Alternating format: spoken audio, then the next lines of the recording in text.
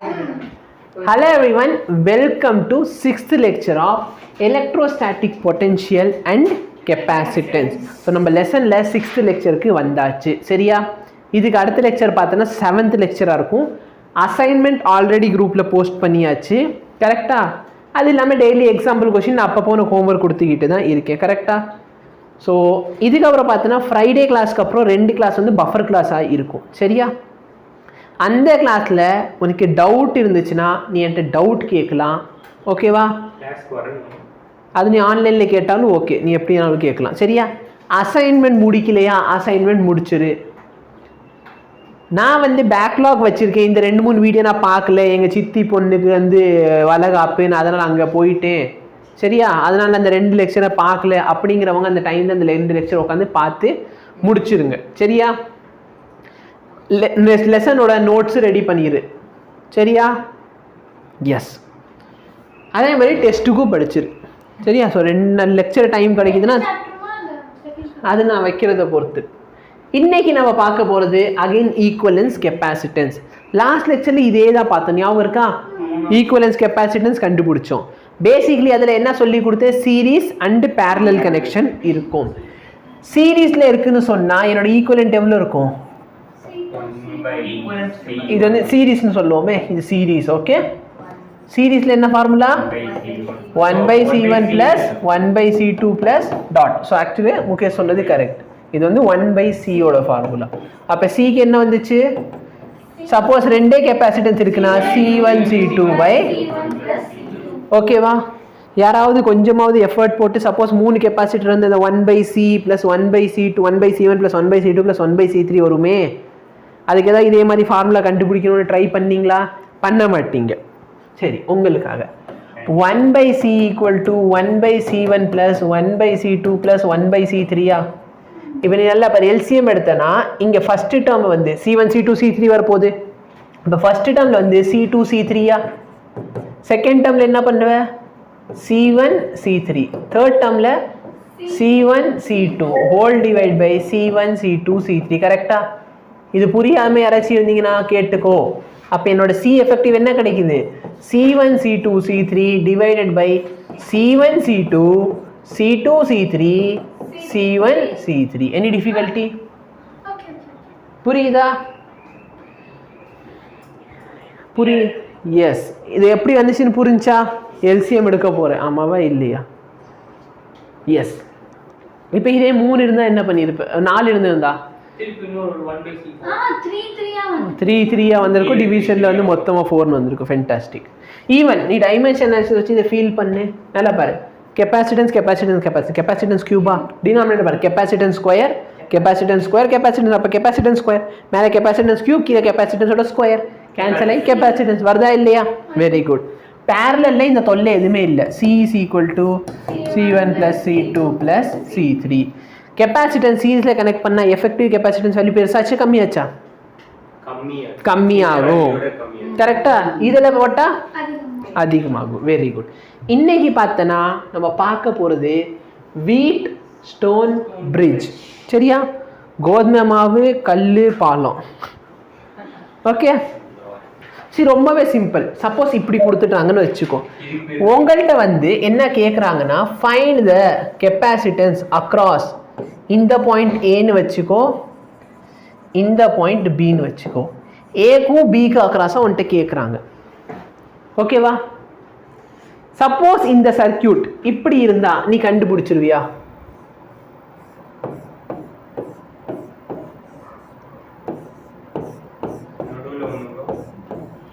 இப்படி இருந்தா இது ஏ இது பி, இப்படி இருந்தா நீ கண்டுபிடிச்சிருவியா. என்ன பண்ணுவ, இது 2 எதில் இருக்கு, சீரீஸ். அப்போ இது C1 இது C2 C1 C2 எதில் இருக்கு, அப்போ சீரீஸில் என்ன ஒரு resultant C1 C2 very good. அதே இந்த டினாமினேட்டரில் C2 C3 C4 இருக்கா, இது 2 எதில் இருக்கு.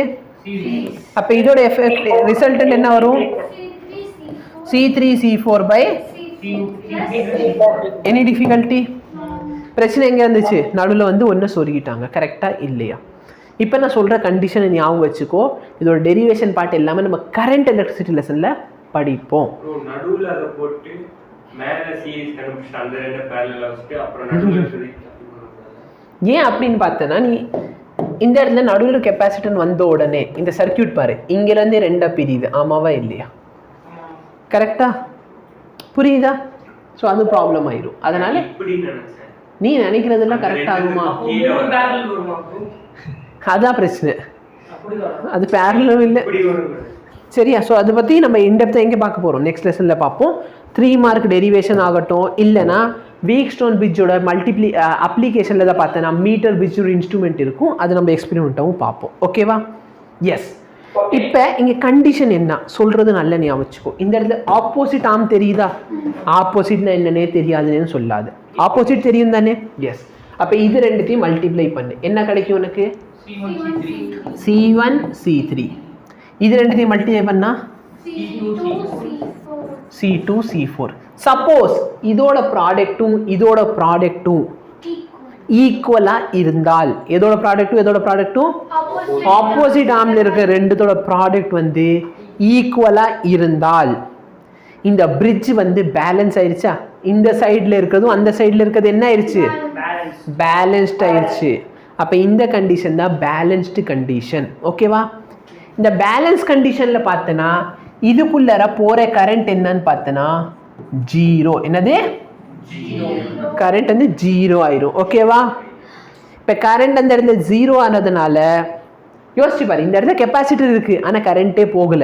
அப்ப போன கரண்ட் எல்லாம் அந்த வழியா போயிருக்குமா? அப்ப இங்க நடுவுல இருக்கா ஆனா யூஸ் இல்ல. புரியுதா? அப்ப இந்த வழியா எதுவுமே போகவே இல்லை. அப்ப நடுவுல இருக்க இதை வந்து நாம் விட்டுறலாமா? அப்ப சர்க்யூட் இப்படி ஆயிரும். இதுக்கு மேல உனக்கு சால்வ் பண்ண தெரியுமா? Any difficulty? எஸ். ஆப்போசிட் ஆர்ம்ல இருக்க ப்ராடக்ட் ஈக்குவலா இருக்கும். புக்ல வந்து குழப்பறதுக்காக என்ன பண்ணிருப்பானா C1/C2 = C3/C4 அதை மாத்தி போட்டு உனக்கு கன்ஃபியூஸ் பண்ணி வச்சிருவோம். சரியா? பெஸ்ட் மெத்தட் என்னன்னா ரெண்டுத்துல ஆப்போசிட் ஆர்ம் இருக்கா அதை மல்டிப்ளை பண்ணு, இந்த ஆப்போசிட் ஆர்ம் இருக்கா அதை மல்டிப்ளை பண்ணு. இது ஈக்குவலா இருந்தா என்ன சொல்லுவ? பேலன்ஸ்டா இருக்கு. பேலன்ஸ்டா இருந்துச்சுன்னா நடுவில் இருக்கிறத கழட்டி தூக்கி எறிஞ்சிரு. சரியா? எஸ். இதான் அருமையான ஒரு கேள்வி. பார்க்கறதுக்கு வீக் ஸ்டோன் தெரியுதா உனக்கு? எஸ், வீக் ஸ்டோன் அரேஞ்ச்மெண்ட் மாதிரி தெரியுது. Very good. இப்போ என்ன பண்ணுவ? இந்த இதையும் மல்டிப்ளை பண்ண என்ன கிடைக்குது? 6 கிடைக்குது. Very good. அதே மாதிரி இது ரெண்டுத்தையும் மல்டிப்ளை பண்ணா அப்ப இந்த பிரிட்ஜ் என்ன ஆயிடுச்சு? பேலன்ஸ்ட் ஆயிடுச்சு. அப்ப நடுவில் இருக்கத தூக்கி எறிஞ்சிரு. அப்ப இங்க என்ன இருக்கு? இங்க ஒரு 1, இங்க ஒரு 3. ஆமாவே இல்லையா? இங்க என்ன இருக்கு? 2, இங்க என்ன இருக்கு? 6. இது 1, இது 3. அப்ப எஃபெக்டிவ் என்ன வரும்? 3/4. எப்படின்னு புரியலனா C1 × C2. 1 3s are 3 divided by 1 + 3 C1 + C2. கரெக்டா? அப்ப நல்லா பாரு, மேல என்ன கிடைக்குது? 3/4. கீழே பாரு 12/8. 12/8. 12/8 என்ன எப்படி எழுதிக்கலாம்? 3/2 3/4 3/2. Very good. இப்போ இது ரெண்டு எப்படி இருக்கு? பேரலல். என்ன பண்ண? கூட்டி பெருக்கலாமா? ஆனா பிரச்சனை என்ன? 3/4 + 3/2 which is nothing but 3 + 3 என்ன? 6. 4 + 2 6. கரெக்டா? கேன்சல் பண்ண ஆன்சர் என்ன? 1. நீ 1 ஆப்ஷன்ல இல்லை, மக்கள்ல 1 பாயிண்ட். நீ பண்ண மிஸ்டேக். புது மேத்ல கண்டுபிடிக்க வேண்டாம். சரியா? அந்த இடத்துல டினாமினேட்டர் சேமா இல்லைன்னா என்ன பண்ணணும்? எல்சிஎம் எடுப்பியா? அப்ப எல்சிஎம் எடுத்தனா இந்த இடத்துல 6/4 ஆயிரும். 3 + 6 என்ன? 9/4. நல்லா பாரு, 8/4 இருந்தா என்ன கிடைக்கும்? அப்ப இது 2 விட கொஞ்சம் அதிகம். கரெக்டா? Any difficulty? இப்ப பாரு, இன்னும் கரமுண்டா பண்ணி வச்சிருக்கோம். இது பாரு, இது இங்க பாரு, இந்த இடத்துல சப்போஸ் கெப்பாசிட்டர் அழிச்சிருவோமே, இங்க இருக்க கெப்பாசிட்டரை அழிச்சிடலாம். அப்ப நல்லா பாரு, இப்பதான் அது ஒயர். ஆமாவா இல்லையா? கரெக்டா? இப்ப இதையும் ரப் பண்ணிடுவோமே. இப்போதைக்கு ரப் பண்ணிடலாம். ஆக்சுவலா இந்த இடத்துல இப்ப நான் பென் வச்சு எழுதவும் முடியாது. ஒயிட் கலர் வச்சு எழுத முடியுமான்னு பார்ப்போம். ஐயோ பென்சில் ஒர்க் ஆகுமா? இப்போ நல்லா பாரு, இப்படி இருக்குன்னு வச்சுக்கோயே. இப்போ இந்த பாயிண்ட் எக்ஸ் கரெக்டா இந்த ஒரு காணாம போகுது சரியா? அந்த இடத்துல ரப் பண்ணிட்டேனே ஒயிட் கலர்.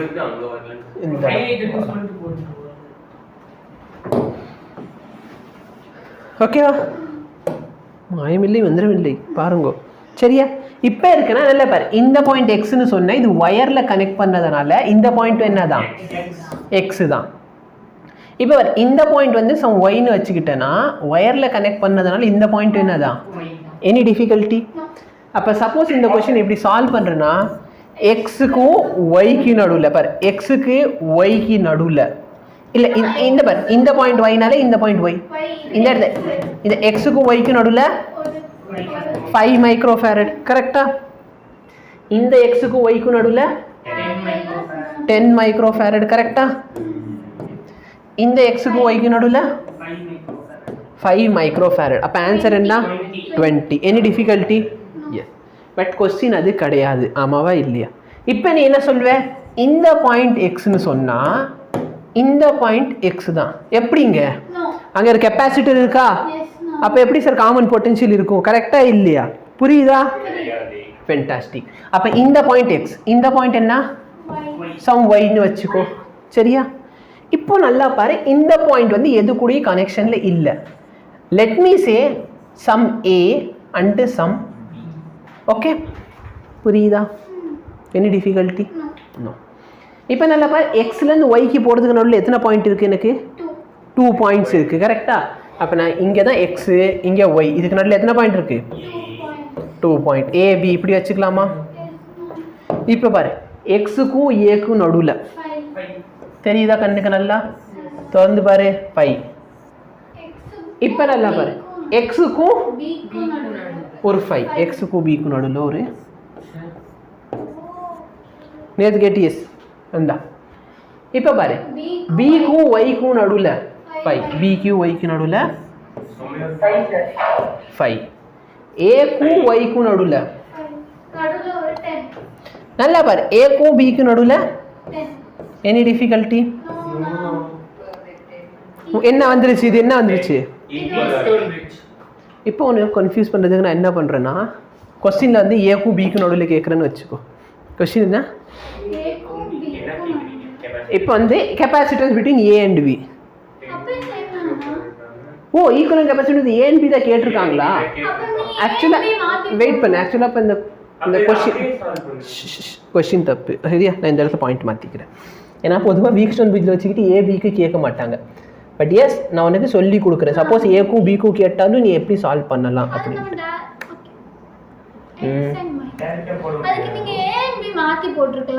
அப்போ நடுவில் இருக்கிற எல்லாத்தையும் மாற்றணும்ல. அதுக்கப்புறம் எரேசர் எங்கே இருக்கு?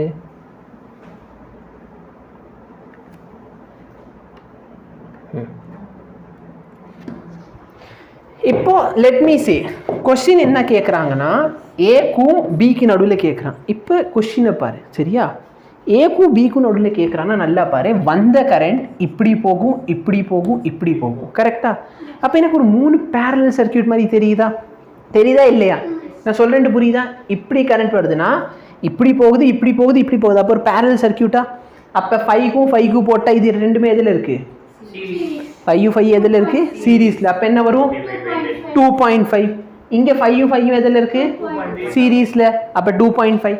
அப்போ 2.5 நடுவில் ஒரு 10, இங்கே ஒரு 2.5. அப்போ ரிசல்ட் என்ன? Any difficulty? ஆனால் கொஸ்டின் அது கிடையாது. கொஸ்டின் என்ன? எக்ஸுக்கும் ஒய்க்கும் நடுவில் தான் கொஸ்டின். புரியுதா? சரியா? ஆக்சுவலாக என்னென்னா கொஸ்டின் வந்து ஏக்கும் பிக்கு நடுவில் போட்டு இந்த பாயிண்ட் வந்து ஏன்னு வச்சிருக்கணும் சரியா? டயக்ராம் வேற டயக்ராம் தூக்கி போட்டோன்னு பிரச்சனை.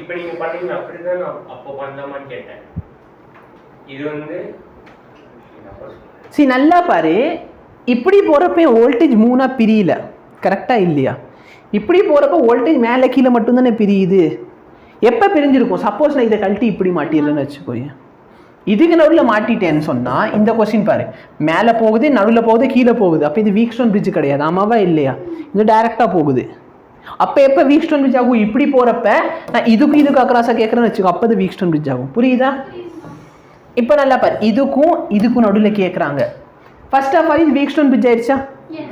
இப்போ வீக்ஸ்டோன் பிரிட்ஜ் ஆயிடுச்சுன்னு சொன்னால் நான் என்ன பார்க்கணும்? பேலன்ஸ்டா 5 5 சார் 5 5 சார் இது என்ன ஆயிடுச்சு? நடுவில் இருக்கத தூக்கி எறிஞ்சிரு. இப்போ நல்லா பாரு, இது எதில் இருக்கப்ப நல்லா பாரு. ஃபர்ஸ்ட் வந்து நான் இந்த பாயிண்ட்ல கேட்குறப்ப இது ரெண்டு எப்படி இருந்துச்சு? ஏன்னா வந்த கரண்ட் வந்து இப்படி போகலாம் இப்படி போகலாம். ஆனால் இப்போ போகிறப்ப எப்படி போகும்? அதனால தான் நேற்று லெக்சரை வந்துட்டு என்ன சொன்னேன், எந்த பாயிண்ட் போகிறன்றது ரொம்ப முக்கியம். கரெக்டாக இல்லையா? ஏன்னா பாயிண்ட்டை மாற்றி போடுறப்ப அப்போ சீரீஸில் இருந்தது இப்போ பேரலல் ஆகுது. இப்போ இது 5 எதில் இருக்குது? சீரீஸ். ஏன்? என்ன போகிற கரண்ட்டுக்கு இதில் தாண்டி போக வழி கிடையாது. ஆமாவா இல்லையா? அப்போ 5 சேர்ந்தா 2.5. இந்த 5 சேர்ந்தா எனி டிஃபிகல்ட்டி? நீ 25 10 யோசிக்கிறியா?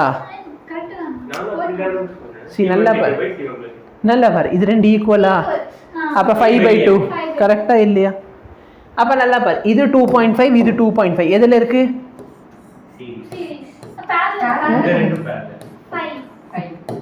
2.5.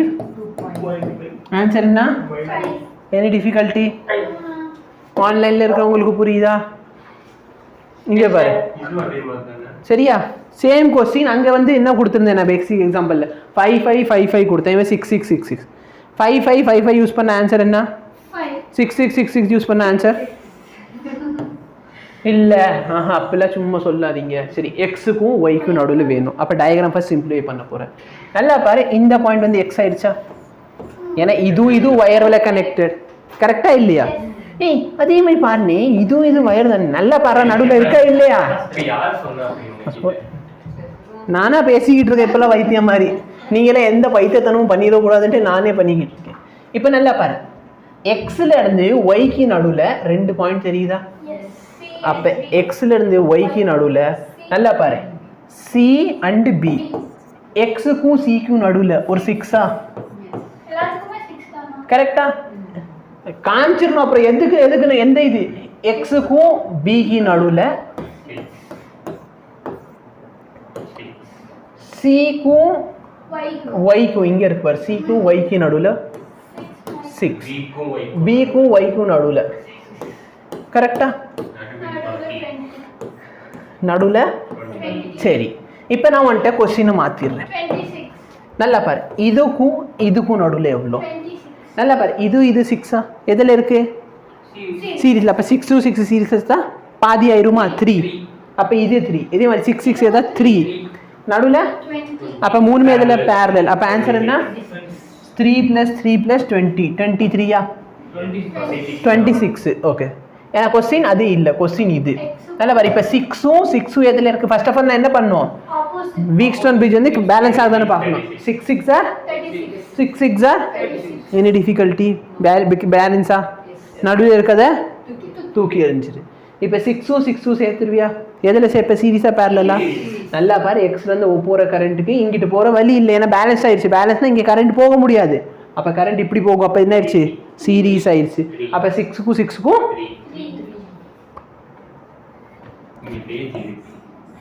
இல்லை அங்கே நடத்த முடியாதுன்ட்டு இன்னொரு டயக்ராம் வேற போட்டு வச்சிருக்கேன்.